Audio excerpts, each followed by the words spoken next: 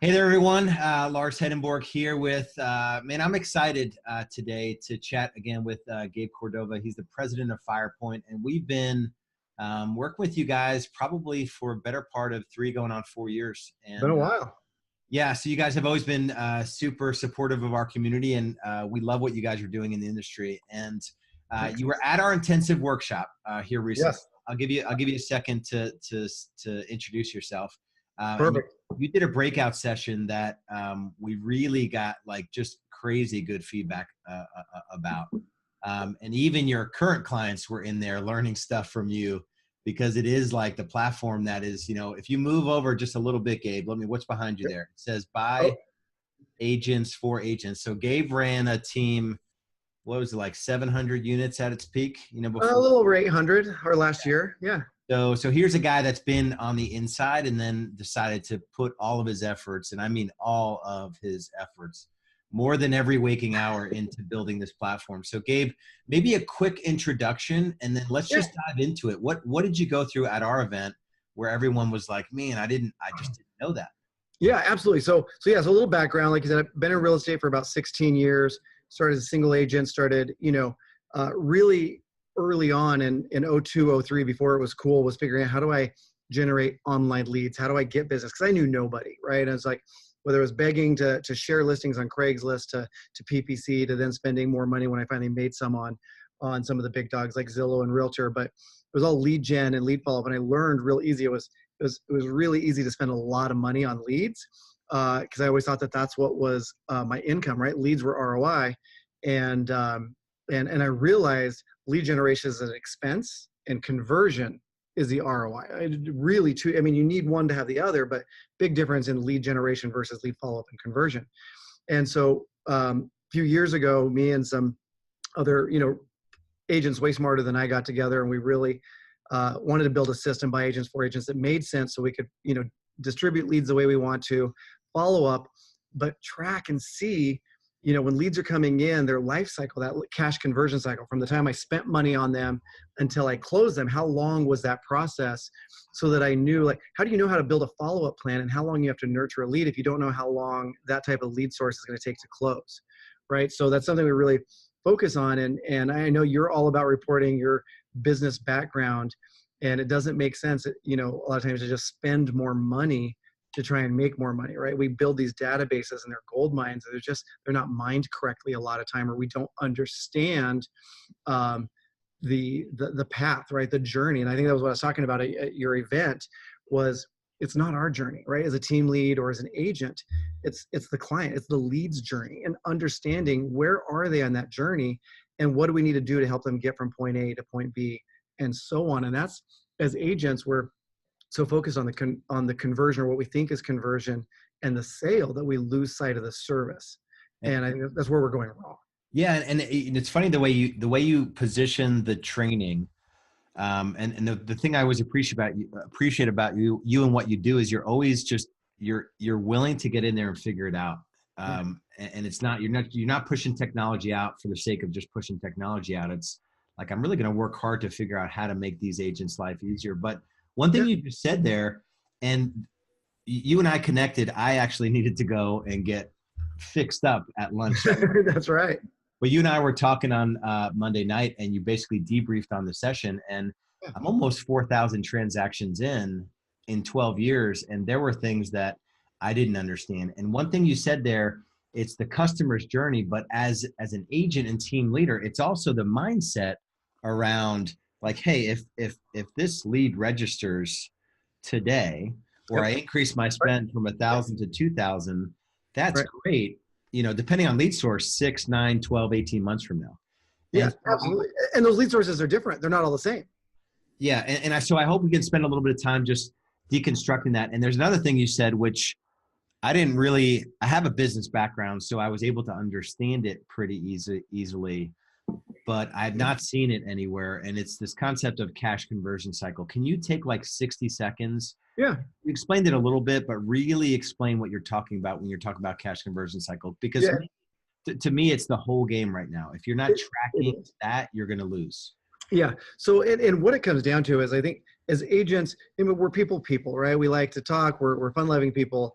but sometimes we're not the best at nurturing long-term. And what it comes down to, and I love talking about the journey, is everybody's journey is different. You know, where are they coming from and where are they trying to go? And ideally, we're typically always talking, you know, they're trying to go, you know, get to the closing table, whether it's a buy or a sell, but it's different where they're coming from. So when you think about the customer's journey and they come into and you're doing lead generation when they came in, this is what we started with. We really started with a front-facing website where most agents and team leads, oddly enough, spend very little time understanding. And this is the greatest tool that you have. Your leads only know you by your front-facing website, even though we live in the back end. So when they come to your website, what was their journey to get there? Was it PPC or Facebook where they clicked, typed in a term or saw an ad on Facebook, clicked on a link, came in, landed, looked around, and then forced registration happened, right? Hey, to proceed, you must give us information. That's the forced registration, right? It's more of a long-term lead because we required them to give us information to continue looking versus, you know, Zillow or Realtor.com or maybe a radio ad where they were looking for us or seeking a question. They raised their hand and said, hey, I have a question on 123 Main Street. That's shorter. So when I say cash conversion cycle, we're all spending money.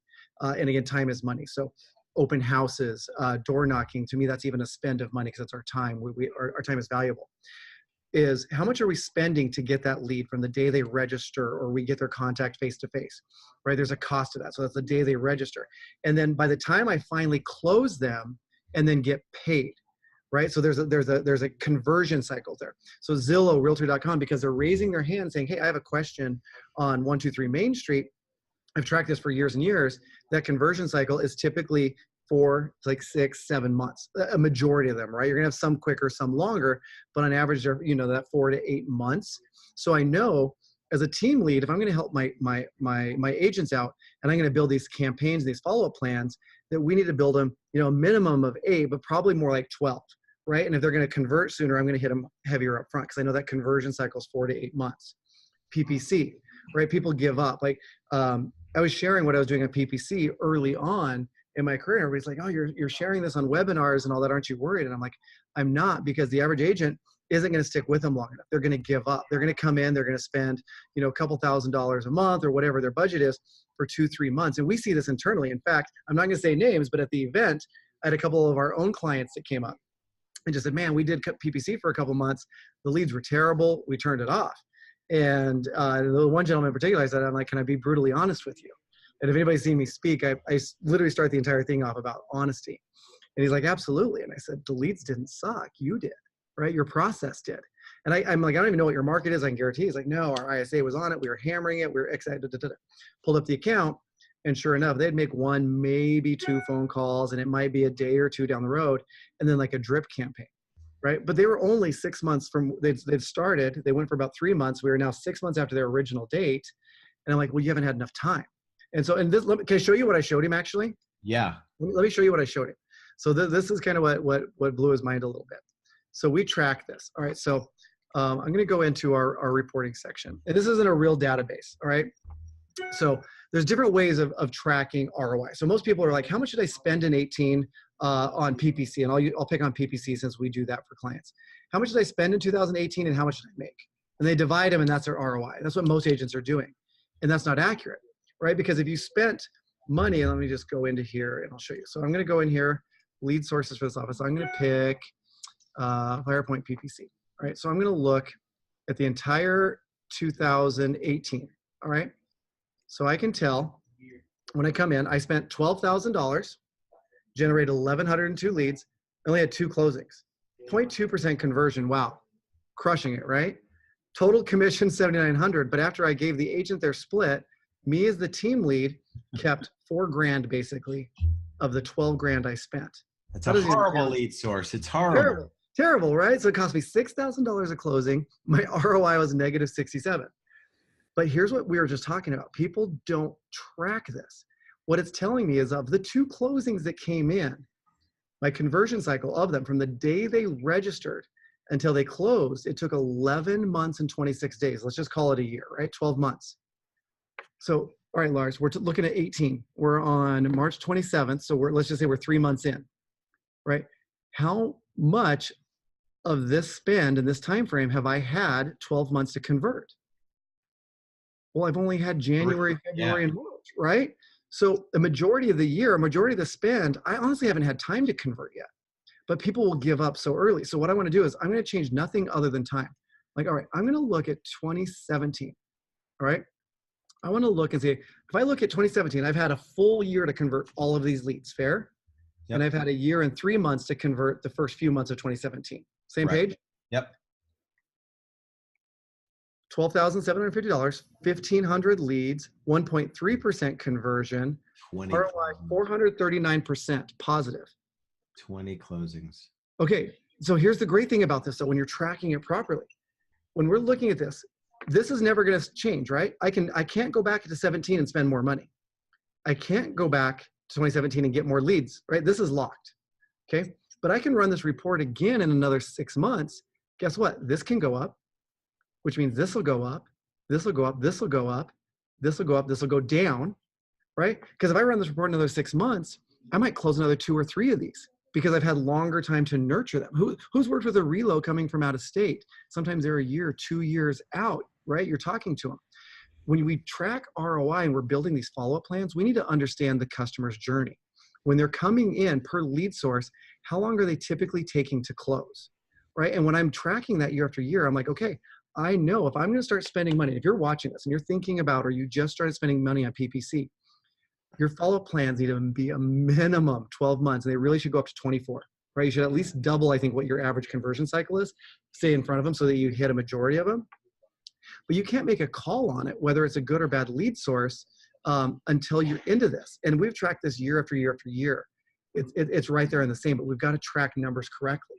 Does that make sense? Like how we do it wrong? We just divide. If I was to divide, that 2018 number, it's not going to make sense because I haven't had enough time. And some of the closings in 2018 that I'm going to attribute to PPC were these leads in 2017 that came in, right? So these leads that came in November, December of 2017, they didn't close in 17, they closed in 18.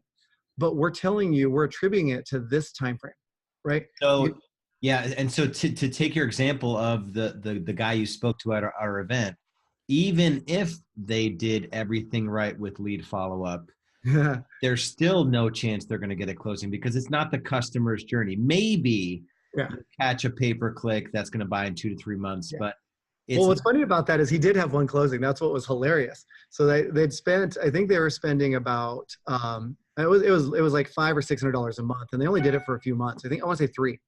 And they actually did. They ended up having they had a $721,000 closing on it. And I'm like, first of all, you're already ROI positive, and that's like, that's what helps, because you will get some of these for 2 years, and so those 2, 3, 4 month ones bring it down the average more. But when we looked in, a majority of them aren't, right? But here's the other thing. So I mean, any questions on conversion cycle? Because here's the other thing that we need to look for, right? Is we need to track this. But what they weren't looking for when you're coming in. The other thing that I'd recommend is, and again, I can show you in Firepoint, guys, do this in your whatever CRM you're using, do this in yours, but there's ways that you can look for low-hanging fruit, right? So I'm going to go in, I'm going to stick with PPC, and we're going to pick on those because we know that they're a long-term nurture, and then we need to stick with them. I'm a big fan of heavy follow-up up front, right? Multiple hits a day for the first 3 days, because even NAR agrees. They released something recently. It's over 80% of the people are going to work with the first person they have a substantial conversation with. So hit them hard and fast up front, but don't get rid of them. And I think people live and die by tasks. And when you're thinking about the journey, what I think is when you're looking at long-term nurtures, this is PPC, this is Facebook, come in and do a few different things. I'm a big fan of filter your databases. There's something in there where you can filter them by action, meaning who's in there actually taking action. And you're going to see, this is again a real database. You're going to see the people that are the most active typically are people who have been in here the longest. So the system's going to go through and say, hey, in the last 7 days, I'm going to calculate who's looked at the most amount of properties, who's logged in the most, who's saved favorites, etc. You're going to start seeing right here, this is going to prove my point again. Because again, out of there were, I think, 29,000. So it's brought it down. Oh, PPC, sorry, we're at 4,200. So the 4,200 leads, we're just looking at PPC. These are the most active in the last 7 days. 2017. These are registration dates. 2017, 2015. Now here's one from a month ago, one from 2 months ago, but now back to 16, 17, 18. You need to be looking in your database. I'm not a huge, and if I'm saying something that goes against your coaching, please tell me to shut up. No. It's just me and lead conversion of online leads especially, but most lead sources. is once you get past that initial follow-up where you're hitting them heavy, I'm not a big fan of overwhelming yourself with tasks. I'm a big fan of putting things in buckets or ponds, having multiple eyes, but come in and filter them by like lead action. Now come in and go, okay, these people are recently on 10 minutes ago, 9 minutes ago, 32 minutes ago. Who touched them last? Do they need some love, right? Where are they in their journey? What's been happening? So by refiltering and now focusing your time on more active leads, it's better. So last action, or who's raised their hand. Like if you have something where you can filter by who's raising their hand, asking a question, like a information request or a showing request or something like that, and come through and look. And as a team lead, guys, too, this is on you, right? If you're expecting your agents, and I'm not picking on people, so this account that I'm using, I apologize, but this is just real life. So I can tell right now, because I told my system, hey, show me the people who raised their hand the most recent. Where are we dropping the ball?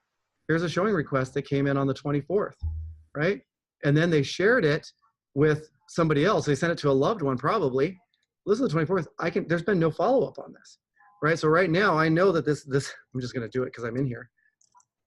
Please reach out to this lead ASAP.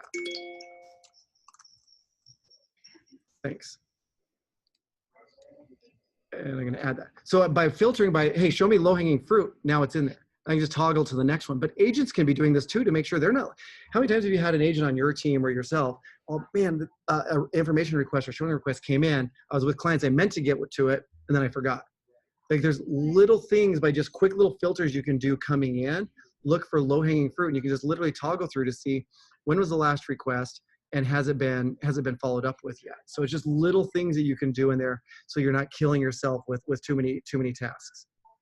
you probably you mentioned something. You probably don't want to call that one back, but the previous one, yeah. Yeah, you mentioned something which I thought was interesting. New agents, new agents on our team often fail to launch because oftentimes, we stick them on, new internet leads or, some lead source and take us through what you just shared with me before.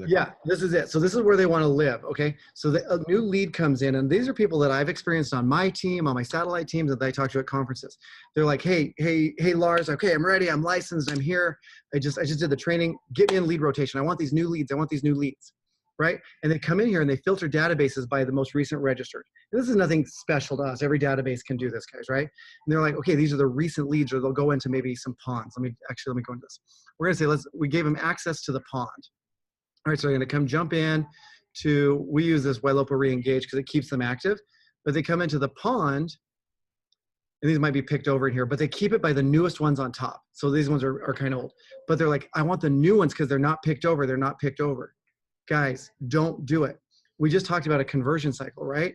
If I know that PPC or Facebook, whatever lead sources, that they're typically going to convert in that 11, 12 months, man, come back in here and go by activity, right? Last login or last action, or go filter by their registration date, right? So we can come out here.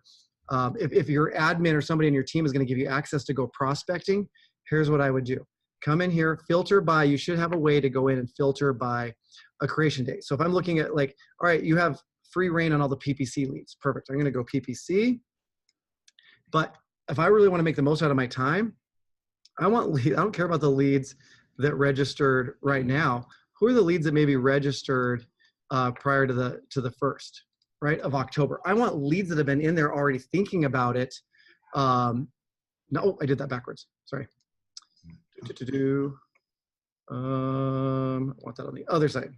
Sorry. I want leads that are older, not newer, right? So I'm going to go in here, something like this, right? Because they've had the time to be thinking about to go. They've probably already been forgotten by most agents because they registered on multiple websites a long time ago. And now I'm going to come in here and filter these leads by the action. So find leads that have been in your system for a while that have just been sitting there and forgotten. I mean, you've had an agent quit your team, I'm guessing, Lars, right? Or you've asked to leave your team? Yep. What do you do with their database? We usually just throw it into someone else's. We usually just merge it with someone else's. Merge it with someone else's, or if you have a new agent, have you ever handed it off to a new agent? Yeah. And do they find something in there? Usually in the first month or two, like they go in there and they start prospecting, and all of a sudden, every time a deal, 2 deals out of it when this other agent was like, it's just because they went in and just started looking at probably based on activity. So what I talk about is really get in here, look at those abandoned leads or that database that's getting transferred, if you're getting it transferred, and filter by last action, but look at the ones that are older. Don't focus on the new ones. The biggest mistake you could do is try to kickstart your career in real estate by looking at brand new leads, right? Even if you lucked out, right? Day one, you're looking at 30, 45 days on an escrow, but most people aren't that ready. Find the ones that have been in there, getting the drips, getting that information from you so that you can convert them. Then you can focus on their journey in the service and pick up the ball where somebody else dropped it, if that makes sense. Yeah. And it's, this game of online leads, how have you seen it? Maybe it's a worthy of a few minutes. How have you seen it change over the last, even when did you first get into online leads, and what's working, what worked then and what's working now? Are you going to be ashamed if it's like overly simple? No, I mean, simplify to multiply. Here's what works. It worked 10 years ago and it works today. I think there's ways of automating, and I'm all for automation. I'm all for owner and president of a technology company. I'm all for automation. But if you're afraid to pick this up and talk, you're not going to make it. I'm sorry. So early on, so when I was doing it, it was before I even had a tool to send them to a lead capture like CRM or something like that, like Firepoint or any of the other ones I've used over the years. They were calling or emailing me, and I had a 3-ring binder where I was just tracking their information and create a card on them to follow up. But I was taking listings, posting them on Facebook or Craigslist. I didn't even have Facebook, Craigslist, and they were inquiring. But it was follow-up. It was touches. And what I realized is the people that I hammered earlier more aggressively were the ones that I kept, right? So what I like to talk about is if you're a team leader, you're an agent, and you're wanting to increase your conversion, all right? First of all, you have to use, I'm all for mass emailing and mass texting, and I'll show you actually a really cool way to do mass texting that gets response, but this has to be a majority of what you're doing. Like, that's just how you build rapport. And there are better ways as years have changed: video, email, video, text, for sure. And I can show you again how to use that, but the right way. But you have to be willing to call. They have to hear you. And if you're not consistently, buyers agents, please open up your ears if at this point.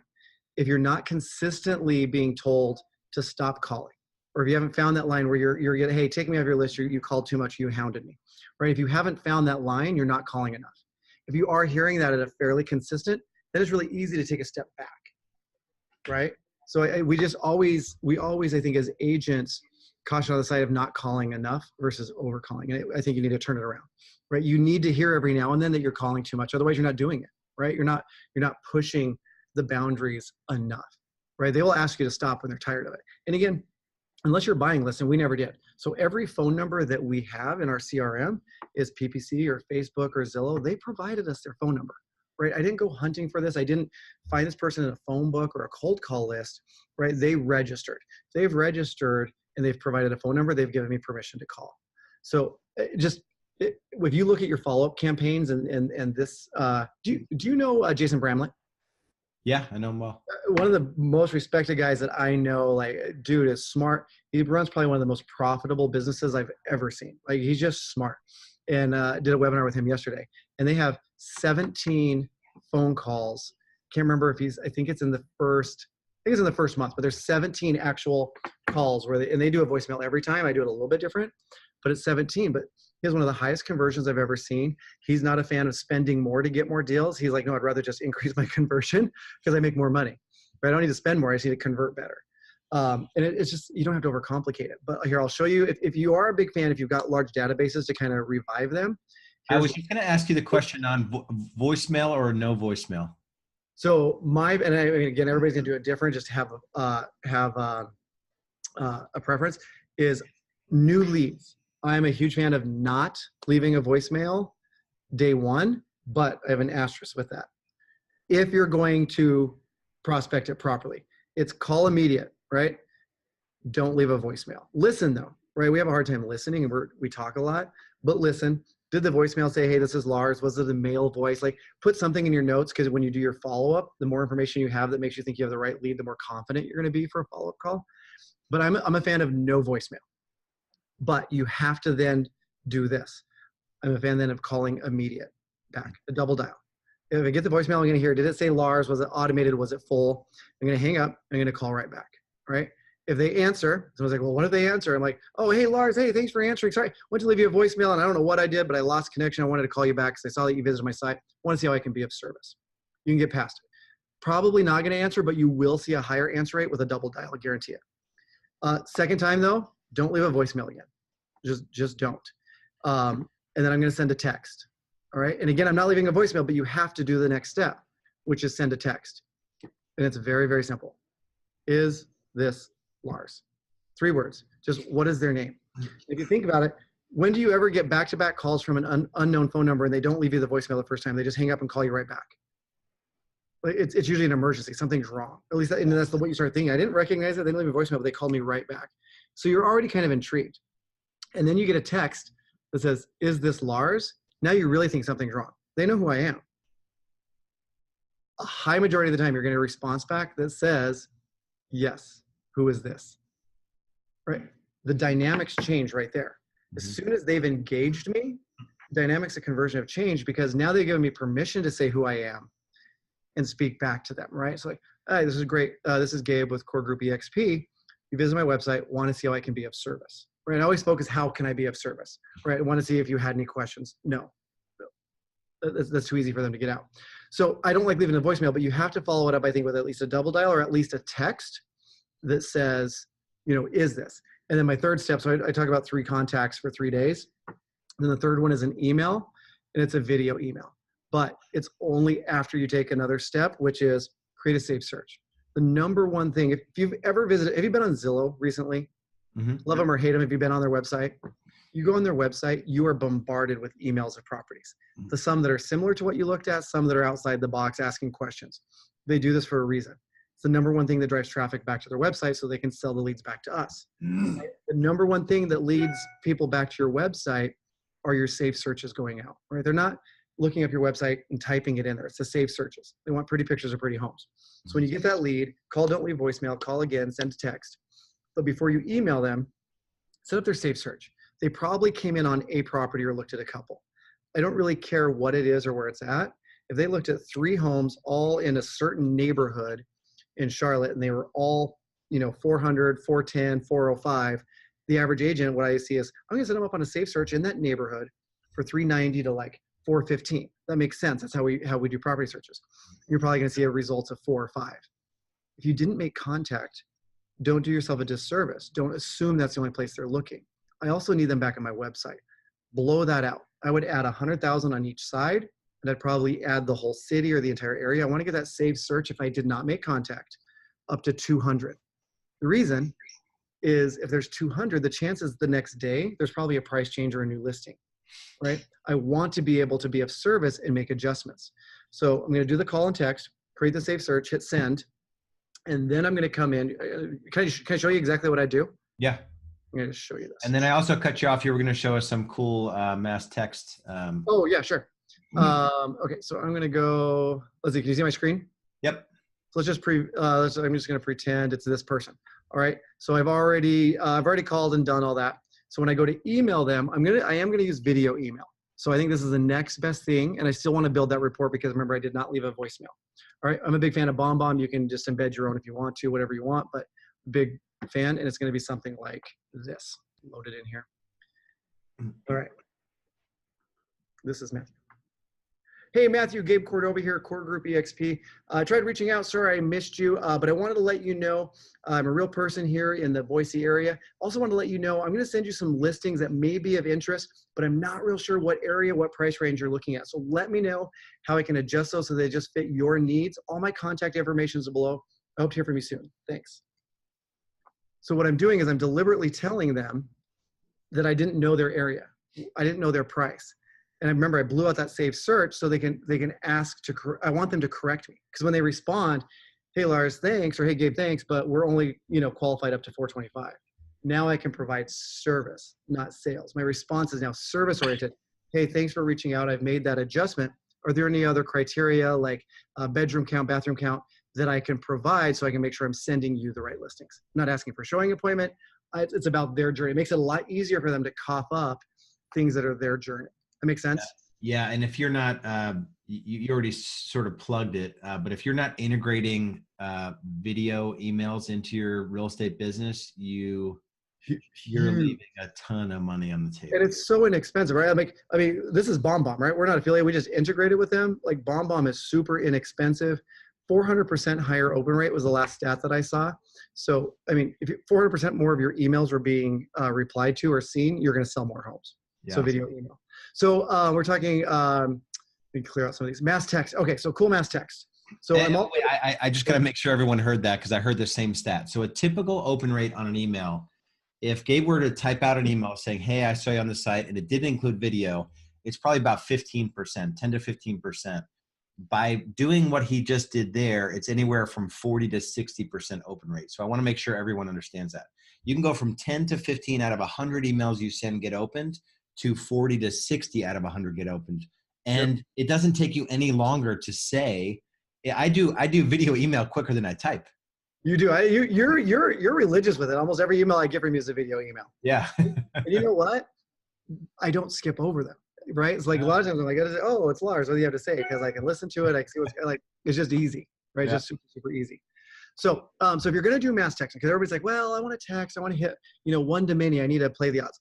That's great. It does not replace the phone. But if you're going to do it, be smart about it, right? So come in. So there's a couple different things you can do. If you want to, if you have maybe you got a new listing, you saw a cool buy, or you found this property that's 300,000, whatever it is. If you're going to do a mass text, it needs to be about them, not about you. It's what the typical one is. Like, hey, just want to see how your home search is going, and if you'd like to go look at properties, I have availability Saturday and Sunday.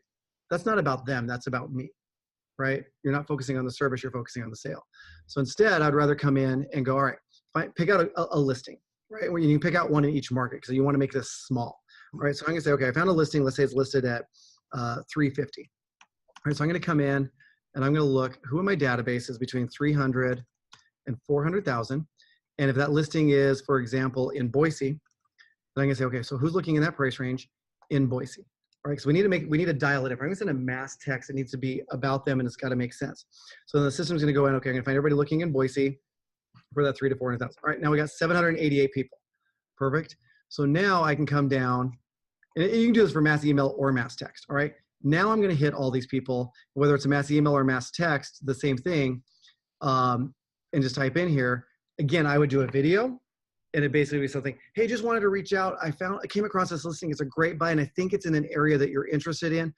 Click the link below so they can check it. So your video is going to be there just the same. And then I'm going to come in here, type in the MLS number. I'm just going to make one up for the speed of whatever it is. Insert it. So you got your video, the link, boom. Now you're sending them a text to a home that's in an area and a price range that they're looking. So it's a little different what you're sending. Now, another cool way to do it, if you want to take it non-real estate, which I think is a cool way to do it. We all love to go out and try out new restaurants and have drinks and all that. Find a cool restaurant, right? In an area. So let's use Boise again. If you found a cool new restaurant that opened in Boise, find people that are looking in that city or in that zip code, right? That neighborhood, whatever you want.